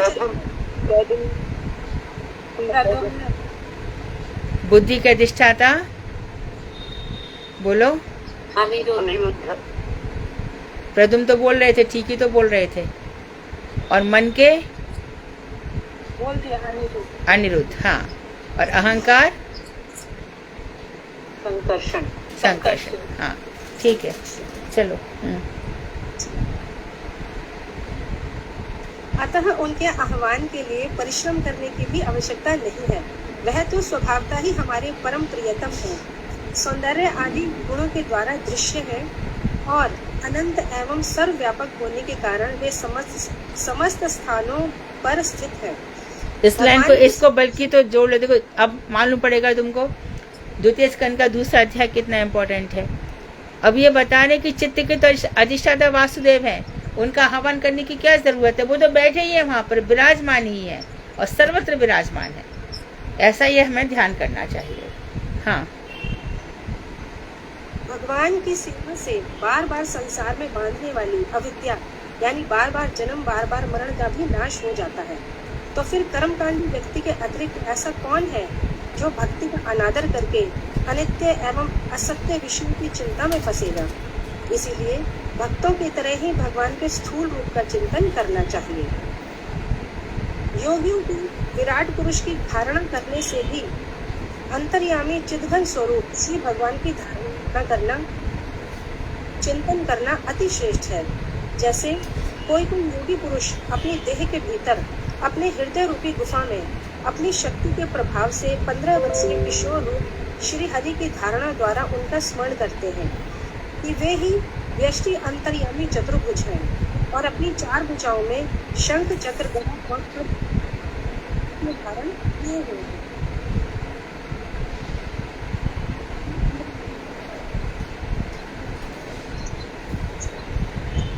आवाज नहीं आ रही भारती। भारती आवाज नहीं आ रही है। हाँ जी दीदी, वो किसी का फोन आ रहा था बीच में। और उनका वो अपनी 4 भुजाओं में शंख चक्र गदा और पद्म धारण किए हुए हैं और उनका मुख अति प्रसन्न है। उनके दोनों नेत्र कमल दल के समान हैं। वे पीत वर्ण के वस्त्रों को धारण किए हुए हैं। उनकी भुजाओं में रतन जड़ित बाजूबंद हैं। उनके मुकुट और कुंडलों में पद्म राग आदि मणियां झिलमिला रही हैं। उनके चरण कमल योगेश्वरों के हृदय में कमल की कर्णिका के रूप में विराजमान है। उनके बाएं स्तन के ऊपर श्रीवत्स का चिन्ह है। कंठ में कौस्तुभ मणि और गले में वैजंती माला है। कमर में मेखला, उंगलियों में अंगूठियां, चरणों में नुपुर, हाथों में कंगन झिलमिला रहे हैं। उनके केश घुंघराले, स्निग्ध, निर्मल और नीले रंग के हैं। अपनी माधुर्यपूर्ण हास्य युक्त चितवन से वह भक्तों को प्रचुर मात्रा में कृपा की वर्षा कर रहे हैं। जब तक मन में ऐसी धारणा स्थिर ना हो जाए तब तक यही चिंतन करते हुए भगवान का ध्यान करना। फिर भगवान भी श्री चरण कमलों से लेकर मधुर मुस्कान से युक्त उनके मुख कमल तक समस्त अंगों में से एक एक अंग की बुद्धि के द्वारा ध्यान करें। जब तक एक एक अंग का ध्यान स्वाभाविक रूप से होने लगे तब उसका त्याग करके दूसरे बाकी अंगों का ध्यान करना चाहिए। जैसे जैसे चित्त की शुद्धि होती जाएगी वैसे वैसे चित्त स्थिर होकर ध्यान गाढ़ा होता जाएगा और जब भगवान में प्रेम लक्षण में भक्ति योग का उदय न हो जाए तब तक आवश्यक नित्य नैमित्तिक कर्मों को करने के बाद यत्न पूर्वक विराट पुरुष के उक्त स्थूल रूप का चिंतन करना चाहिए। और जब योगी स्वयं ही देह का परित्याग करना चाहे तब वह दृढ़ निश्चय करके स्थिर होकर सुखासन पर बैठकर प्राण एवं इंद्रियों को मन के द्वारा संयत करे। फिर मन को बुद्धि से संयत करके मन को बुद्धि में विलीन कर दे। बुद्धि आदि के दृष्टा जीव में विलीन कर दे।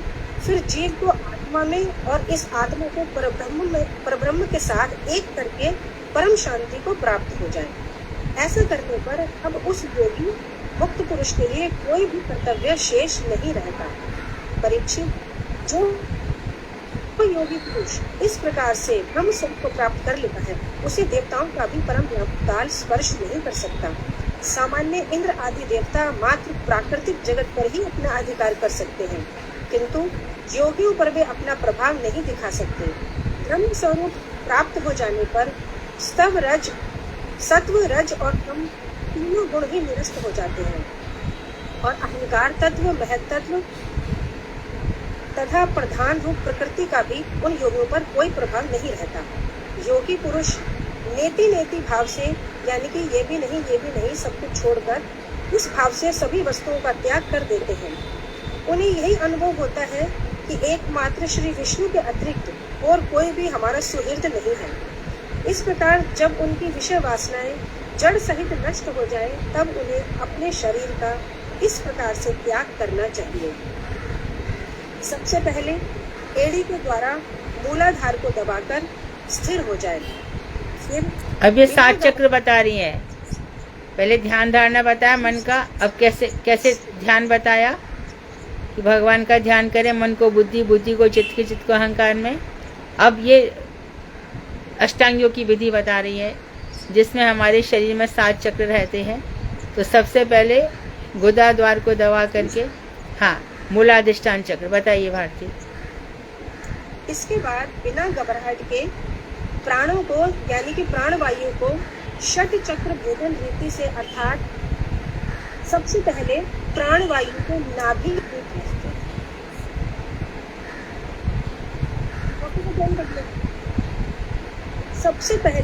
के नीचे स्थित स्व अधिष्ठान चक्र से ऊपर नाभि में अर्थात मणिपुर चक्र में, फिर वहां से हृदय में स्थित अनाहत चक्र में ले जाए। फिर यहाँ से उदान वायु की गति के द्वारा कंठ के अधोदेश में स्थित विशुद्ध चक्र में ले जाए। इसके बाद चित्त को जीतने वाला वह मुनि बुद्धि के द्वारा अनुसंधान करके उस वायु को धीरे धीरे तालुमूल और भोग के बीच में स्थित आज्ञा चक्र से ऊपर की ओर ब्रह्मरंध्र तक ले जाए। प्राणों के 7 मार्ग हैं, 2 कान, 2 नेत्र, 2 नासा छिद्र और 1 मुख। इन 7 छिद्रों को रोककर वह योगी तालुमूल में स्थित प्राण वायु को दोनों भोगों के बीच में स्थित आज्ञा चक्र में स्थापित कर दे। यदि ब्रह्मा इत्यादि के पद के भोग की इच्छा नहीं है तो उस स्थान पर आधी घड़ी के लिए प्राण वायु को रोक दे। इसके बाद प्राणों के स्थिर लक्ष्य के साथ ब्रह्मरंध्र का भेदन करते हुए देह इंद्रिय आदि का परित्याग कर दे। अब श्री सुखदेव गोस्वामी परीक्षित को क्रम मुक्ति का मार्ग बता रहे हैं। ये तो होगी सद्यो मुक्ति, जल्दी जल्दी से मुक्ति हो जाएगी फटाफट। और ऐसी मुक्ति किसने की? सती जी ने इसी प्रकार से अपना शरीर छोड़ा। इसी प्रकार से दधी जी ऋषि ने अपना शरीर छोड़ा। ये लोग नीचे से लेकर के प्राण वायु तक आज्ञा चक्र तक ले जाते हैं और वहां पर आज्ञा देते हैं। तो यहाँ से सुषुम्ना नाड़ी जागृत होती है, इधर ब्रह्मरंध्र से सिर्फ वायु निकल जाती है, उदान वायु ऊपर की तरफ निकल जाती है। हाँ, अब ये तो होगी सद्यो मुक्ति, शीघ्र मुक्ति। अब क्रम मुक्ति कैसे होगी?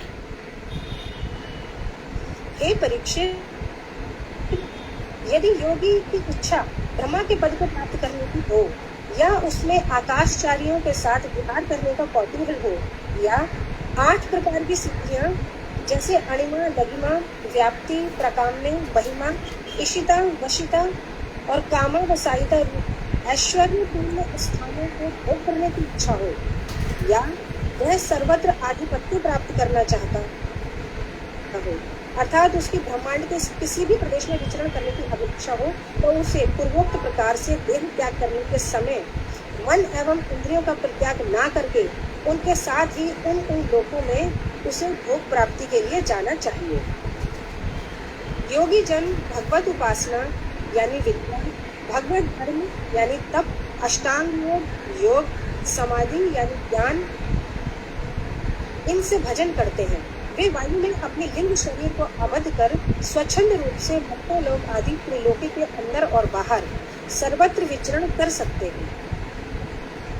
योगी जन देह की समाप्ति पर आकाश मार्ग से जब ब्रह्मलोक की ओर जाते हैं, तब उस ज्योतिर्मयी सुषुम्ना नाड़ी के सहयोग से वे पहले अग्निलोक में अग्नि अभिमानी नामक देवता के पास जाते हैं। उस स्थान पर उनके बचे हुए समस्त कल्मश भी दूर हो जाते हैं। इसके बाद वे इसके ऊपर स्थित शिशुमाराकार ज्योतिर्मय चक्र में स्थित आदित्य आदि ध्रुवांत पद की ओर गमन करते हैं। वह शिशुमाराकार विष्णु चक्र विश्वात्मक पुरुष का नाभि स्थानीय है। सूक्ष्म शरीर से विष्णु चक्र का अतिक्रमण करके योगी अकेला उस महरलोक में पहुंचता है, जहां महाकल्प तक जीवित रहने वाले भृगु आदि ऋषि विहार करते हैं। यदि वह योगी कौतूहल वशतः कल्प तक वहीं रहने की इच्छा करता है, तो वह कल्प के अंत में अनंत देव के मुख से निकलती हुई आग से तीनों लोकों को जलते हुए देखता है और अपने उस स्थान पर भी उष्णता का अनुभव करता है। तब वह महरलोक से ऊपर ब्रह्मा की आयु के समान 2 परार्थ तक स्थायी रहने वाले सत्यलोक में चला जाता है, जहाँ पर सिद्धेश्वरों द्वारा सेवित विमान सभी विराजमान रहते हैं। उस सत्यलोक के वासियों में शोक, बुढ़ापा, मृत्यु, दुख आदि कुछ भी नहीं रहता, परंतु त्रिलोकी में स्थित लोगों में जन्म मृत्यु रूप घोर दुख को देखकर इनका चित्त अत्यंत व्याकुल और दुखी हो जाता है और दुखी लोगों के प्रति उनमें बड़ी दया उदित होती है। यदि वह योगी महाकल्प तक इस सत्यलोक में ही रहने की इच्छा करता है, तो वह कल्प के अंत में ब्रह्मा के साथ ही मुक्त होता है। यदि इसके पहले वह मोक्ष की इच्छा करता है, तो वह निर्भय होकर पृथ्वी, जल, अग्नि, वायु, आकाश, अहंकार और महत तत्व आदि क्रमशः 7 आवरणों का भेदन करके ब्रह्म में प्रवेश करता है, जिसमें वह सबसे पहले पृथ्वी रूप से ही 50 कोटि योजन विशाल ब्रह्मांड के प्रथम आवरण यानी पृथ्वी को प्राप्त करता है। इसके बाद पृथ्वी से 10 गुना परिमाण वाले जल रूप आवरण को प्राप्त होता है। जल रूप से तेजोमय आवरण को प्राप्त होता है और वहां पर नासिका, रसना आदि इंद्रियों के द्वारा गंध, रस आदि विचित्र भोगों को भोगता है। भोगों की समाप्ति पर वह तेज से 10 गुना परिमाण वाले वायु रूप आवरण को प्राप्त होता है। इसके बाद वायु से 10 गुना परिमाण युक्त आकाश स्वरूप को प्राप्त होता है। इस आकाश को भी बृहदात्मा या परमात्मा की मूर्ति रूप कहा गया है। योगी जब स्थूल आवरणों को प्राप्त करता है, उस समय उसकी इंद्रियां भी अपने सूक्ष्म अधिष्ठान में लीन होती जाती हैं। घ्राणेन्द्रिय गंध तन मात्रा में, रसनेन्द्रिय रस तन मात्रा में, नेत्र इंद्रिय रूप तन मात्रा में, त्वचा इंद्रिय स्पर्श तन मात्रा में, श्रोत इंद्रिय आकाश के गुण शब्द तन मात्रा में और कर्म इंद्रिय अपने अपनी क्रियाओं का अतिक्रमण करके सूक्ष्म स्वरूप को प्राप्त हो जाती है। इसके बाद वह योगी सूक्ष्म भूत एवं इंद्रियों के लय स्थान को प्राप्त करता है, जहाँ से उसे तामस, राजस और सात्विक अहंकार प्राप्त होते हैं। वह सूक्ष्म भूतों को तामस अहंकार में, इंद्रियों को राजस अहंकार में, तथा मन और इंद्रियों के अधिष्ठाता देवताओं को सात्विक अहंकार में लीन कर देता है। इसके बाद वह अवशिष्ट अहंकार के साथ लय रूप गति के द्वारा महत तत्व को प्राप्त होता है और उस अवशिष्ट अहंकार को महत तत्व में लीन करता है और अंत में महत तत्व को प्रधान यानी प्रकृति में लय करा देता है। प्रकृति आवरण के बाद कारण प्रणवशाली महापुरुष विराजते हैं। संपूर्ण औषधियों की समाप्ति होने पर वह योगी अपने निरावरण रूप से आनंद स्वरूप परमात्मा को प्राप्त होता है। हे राजन, तुम्हारे द्वारा पूछे गए मरणशील व्यक्ति का क्या कर्तव्य है, इस प्रश्न के उत्तर में मैंने वेदों में कल्पित सद्य मुक्ति और क्रम मुक्ति रूप दोनों का वर्णन कर दिया। प्राचीन काल में श्री भगवान ने भी ब्रह्मा जी की आराधना से प्रसन्न होकर उन्हें इन दोनों मुक्ति मार्गों के विषय में बतलाया। यद्यपि इस संसार चक्र में भ्रमण करने वाले मनुष्यों के लिए मुक्ति की प्राप्ति के विभिन्न पथ हैं, फिर भी जिन भगवत अर्पित कर्मों से भगवान को संतोष होता है वही मंगलमय पथ है। भगवान को संतुष्ट करने वाले कर्मों से हृदय में प्रेम का उदय होता है और यही भक्ति योग मानव का परम धर्म भी है। ब्रह्मा जी ने भी भक्ति योग को ही मनुष्य का सर्वश्रेष्ठ धर्म स्थिर किया है। अतः हे राजन, मनुष्य मात्र की सभी परिस्थितियों में भगवान श्री हरि का श्रवण, कीर्तन एवं स्मरण आदि भक्ति के अंगों का पालन करना चाहिए। भगवान के भक्त उनकी लीला कथाओं का कथा अमृत वितरण करते ही रहते हैं और जो लोग इस कथा अमृत को अपने कान रूपी दोनों में भर भर के पीते हैं उनका अंतःकरण पवित्र हो जाता है और वह भगवान श्री कृष्ण के चरण कमलों को प्राप्त कर लेती है। हरे कृष्ण जी, दंडवत प्रणाम। अच्छा था लेकिन शॉर्ट करना चाहिए था, बहुत लंबा कर दिया, इतना याद नहीं रहेगा किसी को। नहीं, फिर वो सब बातें रह जाती है ना, वो एक के साथ एक लिंक है, उसको जितना मैं शॉर्ट कर सकती थी मैंने उतना किया। हाँ, और भी कर सकते थे, और भी किया। अच्छा आया, सब चीजें आई। सद्य मुक्ति कैसे है, शीघ्र कैसे हो जाता है, क्रम मुक्ति कैसे है। तो कभी किसी दिन सद्य मुक्ति 2 मिनट में क्रम मुक्ति बताना फटाफट। हाँ जी। लेकिन हाँ, और अंततः ये सब बता करके क्या बताया, भक्ति योग से ही भगवान को मिलना चाहिए। क्योंकि हम लोग ऐसे सब कुछ लेंगे ना तो सबकी कैपेसिटी सुनने की 15 मिनट ही होती है, आपकी भी उतनी है। धन्यवाद दीदी, आज भजन मेरी माँ गाएगी दीदी। भजन कौन करेगा? मेरी माँ करेगी दीदी। कौन बोल रहे हैं? मोहम्मद साहब, ज्योति झा दीदी, आज मेरी माँ करेगी भजन दीदी। अच्छा जी, ज्योति जी की माँ आइए, आपका स्वागत है, गाइए। दीदी 1 मिनट में एक छोटा सा प्रश्न करूं पहले। हाँ सुधा। भगवान कृष्ण मकराकर कुंडल ही क्यों धारण करते हैं? खुलकर बोलूं? मकर, आपको लगे कि बोलना चाहिए उतना बोल दीजिए। मकर गोपियों के हृदय में काम भाव, अप्राकृत काम भाव की जागृति करता है और काम गायत्री मंत्र की पुष्टि करता है, इतना ही जी।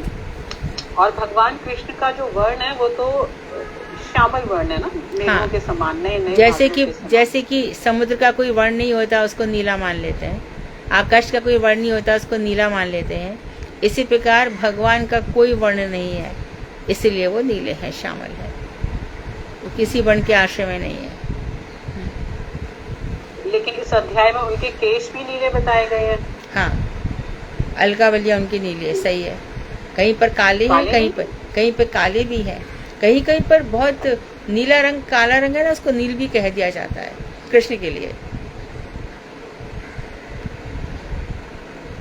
कल कौन बोलने वाला है? कल भागवत किसकी बारी है? हेमा दीदी करेंगी दीदी, इसका ही तीसरा अध्याय। हाँ, हेमा जोर से बोलना, लास्ट टाइम हेमा जोर से बोलना, लास्ट टाइम आवाज थोड़ी धीमी थी।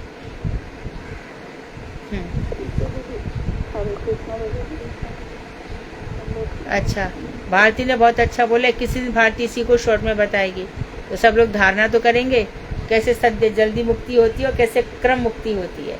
इसी को भगवान ने गीता में भी बताया है। देवयान मार्ग, अर्चिरादि मार्ग। अनुराधा तुमने भी एक दफे बताया था, अनुराधा है यहाँ पे कि गई? हाँ जी। तुमने बताया था धूम्रादि मार्ग, अर्चिरादि मार्ग, ये सब मुक्तियाँ हैं, कैसे यहाँ से जाता है इंसान। तुम्हें याद है तुमने जो सुनाया था अनुराधा? अनुराधा तुम्हें याद है कैसे तुमने बताया था धूमयान मार्ग और देवयान मार्ग?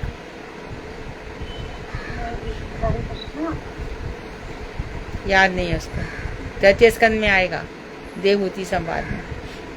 इसमें हमने एक वो वाला श्लोक भी करवाया था ना एक बार, आपने जब सुना था कि यदि कहो कि पति से रक्षा कैसे हो सकती है, वो चिरानी की पति ना संति दिशक्ति विक्षण, तो क्या रास्ते में पति पुराने वस्त्र नहीं पड़े, और भोग की ज्वाला को शांत करने के लिए क्या ये परोपकारी वृक्ष में फल फूल की दीक्षा काम नहीं करती? हाँ, जमीन पर भी सो सकते हैं, ये सब है। जल की आवश्यकता होने पर भी वही ठीक है, सुनाइए। जी दीदी, रनवर प्रणाम, सुना रहे दीदी। हाँ। कछु काम ये दुनिया से मेरा श्री कृष्ण प्यारा है, नहीं कछु काम ये दुनिया से मेरा श्री कृष्ण प्यारा है, मेरा उद्धव जी प्यारा है, मेरा नंद लाल प्यारा है, मेरा गोविंद प्यारा है, मेरा गोपाल प्यारा है। गए थे नागनाथन को बहाना करके गेंदों का, गए थे नागनाथन को बहाना करके गेंदों का।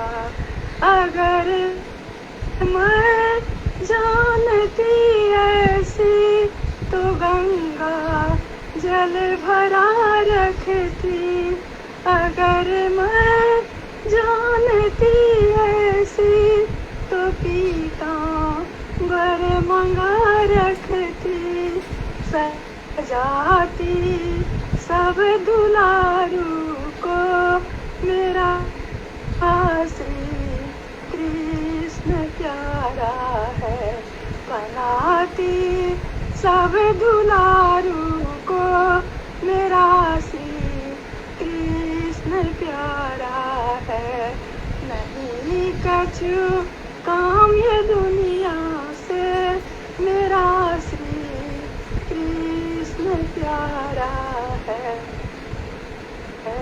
मेरा उद्धव जी प्यारा है, मेरा नंद लाल प्यारा है, मेरा गोविंद प्यारा है, मेरा गोपाल प्यारा है, नहीं कछु काम ये दुनिया से मेरा श्री कृष्ण प्यारा है। गए थे नागनाथन को बहाना करके गेंदों का, अगर मैं जानती ऐसी तो फूलों को सजा रखती, अगर मैं जानती ऐसी तो माला को बना रखती, सजाती सब दुलारू को मेरा श्री कृष्ण प्यारा है, मेरा गोविंद प्यारा है। गए थे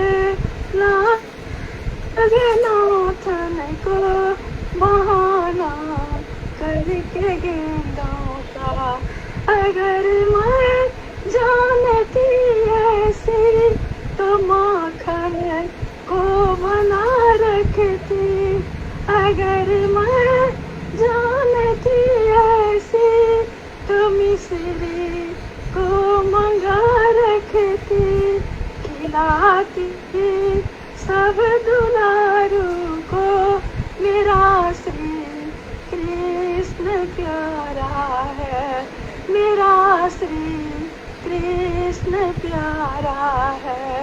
गए थे नागनाथन को बहाना करके गेंदों का। जय जय श्री। अच्छा भजन था। आप लोगों को एक बात बता दूं कि चक्रवर्ती ठाकुर लिख रहे हैं कि जब भगवान श्री कृष्ण नागनाथ कर आए तो उनका, इन्होंने बताया कि मैं गंगा जल रख लेती, तो वहाँ पर कृष्ण जब आए वहाँ से तो बलदेव भैया कह रहे कि इतनी देर क्यों लगा रहा है, आ क्यों नहीं जाता, क्योंकि नंद बाबा यशोदा सब गोपियाँ मूर्छित पड़े हैं। तो उस समय कालिया नाग स्वयं छोड़ने आया है, एक जगह लिखा है, एक कल्प में कालिया नाग का अनुचर छोड़ने आया, तो बीच में से किनारे पर लाया, लेकिन कृष्ण का एक वस्त्र का इतना सा भी कोना गीला नहीं था, पूरे बस सूखे हुए थे, उनके मुकुट बाल कुछ भी गीले नहीं थे, सब सूखे हुए थे। तो आप ये भजन करेंगी तो ध्यान में ऐसी लीला भी लाना। बहुत सुंदर गाया आपने, बहुत कभी कभी बीच में गाना। वांक्षकृतरुवश्य कृपा सिंधु वेवच पतितानां पावनेभ्यो वैष्णवेभ्यो नमो नमः। हरे कृष्णा दीदी, दंडवत प्रणाम दीदी।